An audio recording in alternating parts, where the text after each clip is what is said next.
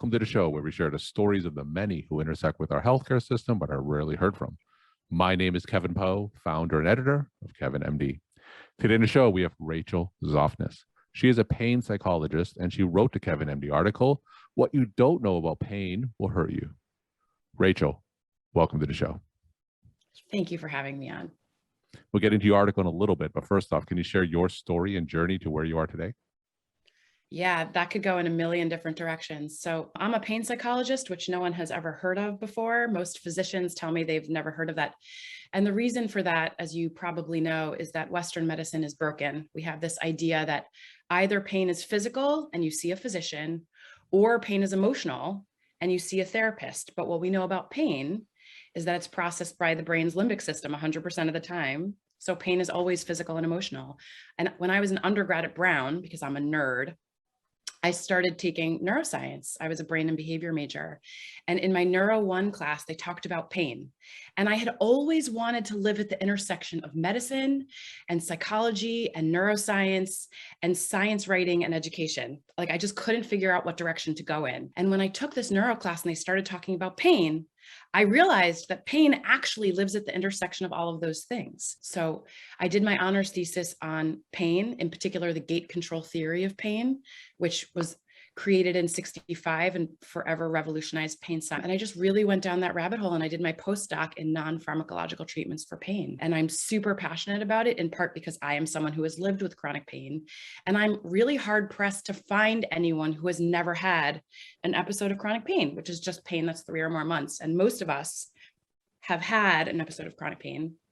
And if we haven't, we almost certainly will. It's very few humans that are lucky enough to escape without experiencing pain. But pain is rarely taught in medical school, and it's almost never taught in psychology programs. So it really drives me to spread awareness about pain and how it works. Well, take me through a typical day and typical cases that you see. Oh, I think I'm atypical. So I'm like you a little bit, not a lot, but a little bit, in that I wear lots of hats and I do lots of things. So I have a private practice where I see patients with pain. I happen to love working with teenagers. So I've really made an effort to focus on teens, but I see kids and adults as well. And I see everything, you name it, fibromyalgia, CRPS, cancer pain, like you name it. But I also, again, I'm really passionate about spreading pain education. And I've learned that that really only happens in 2 major ways: by educating healthcare providers and educating the public. So I do stuff like this, or I'm starting to more, because it really resonates with people. I find when they learn about pain, it's like everyone wants to understand pain, but it's so rarely taught. And I also teach healthcare providers. It's a big part of my life. So I teach pain education at UCSF. I teach their resident program.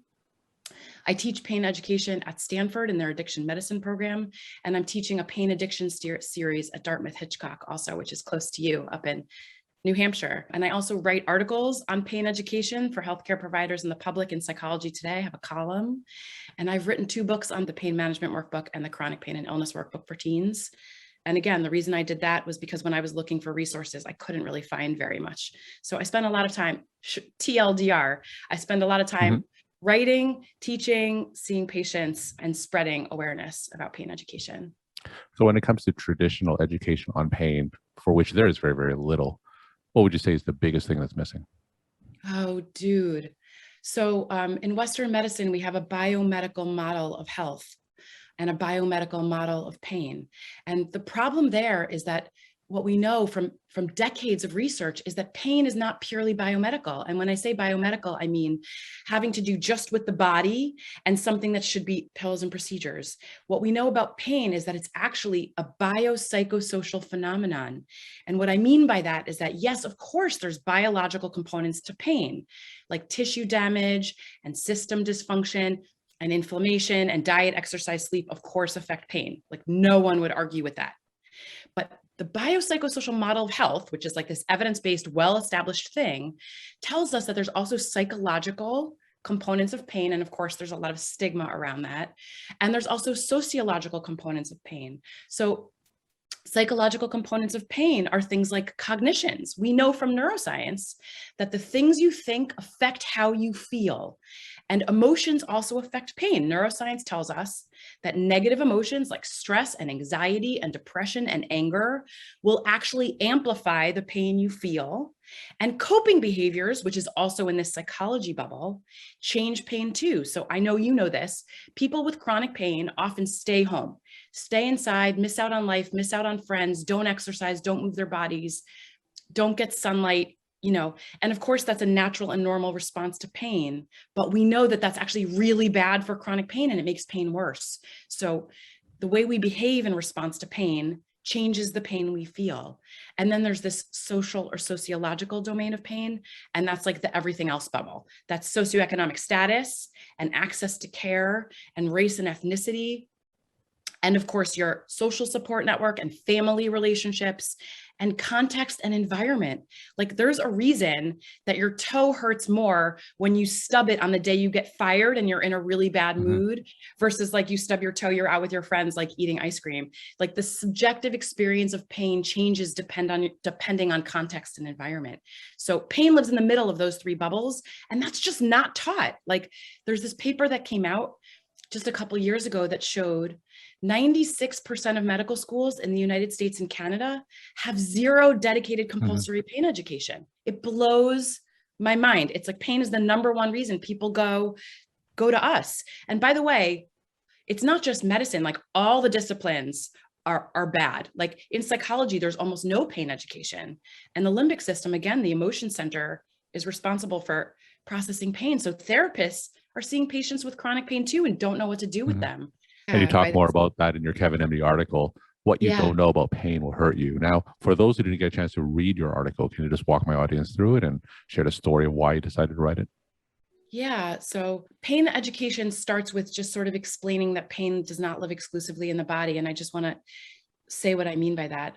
And the article goes through this too. It's very easy to believe that pain lives exclusively in the body. Like if your back hurts, you totally normally and naturally believe that that pain lives exclusively in your back. But what science tells us is that that isn't accurate and that's not true. Pain is actually processed by the brain. So one of the reasons we know that is because of a condition called phantom limb pain. And phantom limb pain is when someone loses an arm or a leg and they continue to have terrible pain in the missing body part. And if you can have pain in a body part that isn't there anymore, that tells us that pain must be constructed elsewhere. And that elsewhere is the brain. But when we treat pain in America and really around the world, we go after the body part. We there's surgeries and procedures all day long. And we don't tell our patients that in order to effectively treat their pain, we actually need to target their brain. And there's a lot of stigma around treating pain in any other way. Like if you suggest something like cognitive behavioral therapy, which is what I do, or you send someone to a pain psychologist or even to a biofeedback provider, what people hear is, oh, you're saying it's all in my head. You're saying I'm faking it. You're saying it's just emotional or psychological pain. And that's not true. Pain is always biopsychosocial. So how you're feeling emotionally, what you're thinking, how you're acting is always going to affect pain because pain is not living in your body. It's processed by your brain. So the article just walks through the science of pain, like pain neuroscience, the way pain has been mistreated, and then options for treating pain effectively. So take us through a case study, for instance, in your office. So let's say I referred a patient with chronic pain to you. Take us through what you would do and perhaps how that would change a patient. I will gladly do that. That's actually a great question. So I was recently treating a patient with CRPS, which is complex regional pain syndrome, which is a pain syndrome that often affects the extremities, so hands, feet, arms, legs. And he was suffering with chronic pain in both feet and both legs. So to describe his condition to you, his legs and feet were alternately purple and blue or red, and his pain was really intense. It was prickly and hot, and sometimes his legs would turn cold, and he had trouble walking. He had like not much motor coordination or motor function, and he had a lot of swelling, and there was a lot of vascular changes in his legs too. And he was breaking out in these terrible, bloody, weeping lesions all over both of his legs. And he had a treatment team of 12 physicians, and you name it, he had seen everyone in every department. anesthesiology and pain medicine and immunology and dermatology and neurology. And like, we could just keep going all day. But when I met him, his team had not yet gotten together to talk about his case or coordinate care. His CRPS diagnosis had actually been missed. He was being treated with IVIG infusions, which is not actually treatment for CRPS. There's no evidence of effectiveness. So once I realized what was going on, we put him on what's called a pacing plan for pain. And a pacing plan is a little bit what it sounds like. Like if you said, Zoffness, I want to run a marathon, I would say, listen, Dr. Kevin, don't do that tomorrow if you haven't been doing some gradual training, because your brain and body need to get used to that amount of activity. So pacing for chronic pain when it comes to CRPS is a similar process.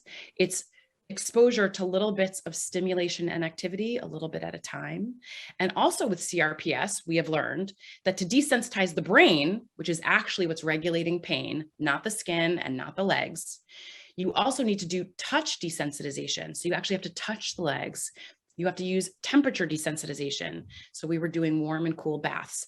And the most important part of this treatment was also, in addition to cognitive behavioral therapy, which he was doing with me, was referring him to a PT who was very well schooled in pain, who happened to be a dear friend of mine. So we tag teamed this case and we coordinated care. And he got better within about 3 months, and he went back to life after 2 years of being in bed with chronic pain.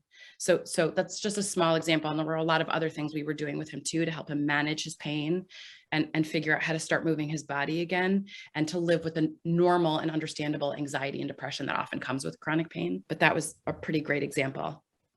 So for a patient who are on, for instance, long-term chronic opioids, can a biopsychosocial approach lessen their need or take them off of opioids completely? Is there potential for that? So a biopsychosocial approach to pain is actually the only effective approach to pain. Medications alone are never going to effectively treat a chronic pain condition. We just know that. And by the way, this is not an opinion. This is just a synthesis of like decades and decades of research. It's just not sufficient. Medications can lower pain volume. Of course they can, but over the long term, what research shows, and I always get in trouble for this, so I just want to add that caveat. What research shows is that opioids actually sensitize the brain to pain over time. And that's like, if you go Google that, like there's like an opioid sensitization process that is well known in the literature. It's well established. So over the long term, opioids are not an effective treatment for pain. They will dampen pain volume. Of course, that's true, but it's not sustainable, and it doesn't target all these biopsychosocial processes that are maintaining the pain cycle. That's my controversial answer. So how does one go about finding a pain psychologist? How many of you are there? Yeah, Kevin, MD, that's a real problem. And it's one I'm trying to squash. Again, pain is not taught in most psychology programs because in Western medicine, again, we have this idea that physicians treat physical pain and psychologists treat emotional pain. And of course, we know that that's not true because neuroscience tells us that's not true. But the answer is there are people who treat chronic pain who are in therapy and psychology. You do want to find a cognitive behavioral therapist. And if that cognitive behavioral therapist is not trained in pain, you can hand them a CBT for pain workbook. There are many out there. I mentioned mine's the pain management workbook, and I wrote it because I'm so angry that we aren't trained in pain. There aren't available providers for treating people with chronic pain. So anyone who's trained in CBT can use the workbook, but there's others besides mine. It doesn't have to be mine. There's a number of pain management workbooks out there that are CBT based, and any therapist who's trained in CBT can do it with any patient. So the answer is it's a real problem, the lack of healthcare providers trained in pain across disciplines, but in psychology in particular. But so there's like a few hacks, and they're not great and it's not ideal, but it's definitely better than nothing. So what's the response from pain management clinicians, anesthesiologists, pain management providers? What's their response to your approach? Yeah, it's pretty wild. Like, I feel like I am spouting this controversial stuff and I'm going to get a lot of, and I do, by the way, like sometimes people get very angry and they still think I'm saying, oh, pain's in your head, or they think I'm like anti-medication, and I'm not at all. Like, thank God for opioids and other drugs for short-term acute pain, by the way, like post-surgical pain, bless your soul. But in general, like I'm on the board of the Society of Pediatric Pain Medicine. It was previously all anesthesiologists, and they let me join their board because I think people who specialize in pain know that the system is broken, and they're seeing their patients suffering, and they know that the biomedical approach is not working. And they're grateful that there are people out there who are advocating for this more accurate treatment of pain. So I find in general, physicians are super open to it and so glad to have this collaboration between disciplines, because health is multidisciplinary, because humans are multidisciplinary. There's just no way around that fact. Our brains are connected to our bodies 100% of the time. So we have to target both brain and body when we're targeting chronic pain. So anesthesiologists, pain medicine specialists are usually absolutely wonderful to work with. We're talking to Rachel Zoffness. She is a pain psychologist, and she wrote the Kevin MD article, "What You Don't Know About Pain Will Hurt You." Rachel, short of sending a patient with chronic pain to a pain psychologist, are there any things that primary care physicians like myself can do in the exam room that can utilize some of your biopsychosocial techniques? Yeah. Okay. So the first thing I would say is pain education is critical for patients living with chronic pain. If we don't relocate pain from the body to the brain, none of our patients are ever going to buy in to a biopsychosocial approach. Like if you continue to believe that pain lives exclusively in your back and you need to have 42 surgeries to fix it, why would you ever go see someone like me? Or why would you go to biofeedback? Biofeedback, by the way, is amazing for chronic pain, but no one's ever going to do that if they continue to believe that pain is exclusively a body-based phenomenon. So pain education, like you can do a down and dirty 5-minute pain education. You can even have a handout, like you can use the crap from my book. I don't care. Like there's so much good pain education out there. So that's step one, I think, is relocating pain to the brain and making sure people understand that that's what's happening. There's a really easy way of explaining pain neuroscience, which I would happily explain if we had more time. And if you tell me to, I will. But there's like a metaphor that we use in pain neuroscience of this pain dial that can be turned up and down. And what raises pain volume is thoughts and emotions and coping behaviors. So just sort of explaining that basic stuff I find to be critically important. And then there's a lot of coping strategies and pain management strategies that come from CBT and biofeedback that primary care physicians absolutely can and should recommend. So I would recommend having a list of therapist, like CBT therapists that you trust and like, who know something about pain. I would recommend having PTs and OTs you can refer to who know about pain. I would suggest always referring to biofeedback, which is like this magical treatment for pain. I happen to love it. So there are a lot of collaborative things that we can do. What are some resources that physicians can look at? So I've spent 10 years collecting them and they're on my website. I'm struggling to think offhand of like the best book and the best websites. So I have a really nerdy website. It's just my last name, zoffness.com. And there's a resources page with a ton of free resources. I just have been making lists of books and websites and apps. Like there really is actually a lot of stuff out there, believe it or not. There's an app called Curable that I happen to really like for chronic pain. Gosh, there really is a lot. It's overwhelming actually to think about it, but there's a ton of stuff on the website and the resources are free. And my final question, what's your take-home message that you want to leave with the Kevin MD audience? My take-home message is that chronic pain is absolutely treatable. People with chronic pain do not have to be going through this alone. Support is available. Resources are available. Pain is biopsychosocial. It is not biomedical. And what that means is it requires collaboration between all of our disciplines: medicine, psychology, PT, OT. For people to get well, all of us need to be working together. That's the take home. Rachel, thank you so much for sharing your time and insight. And thanks again for being on the show. Thanks for having me.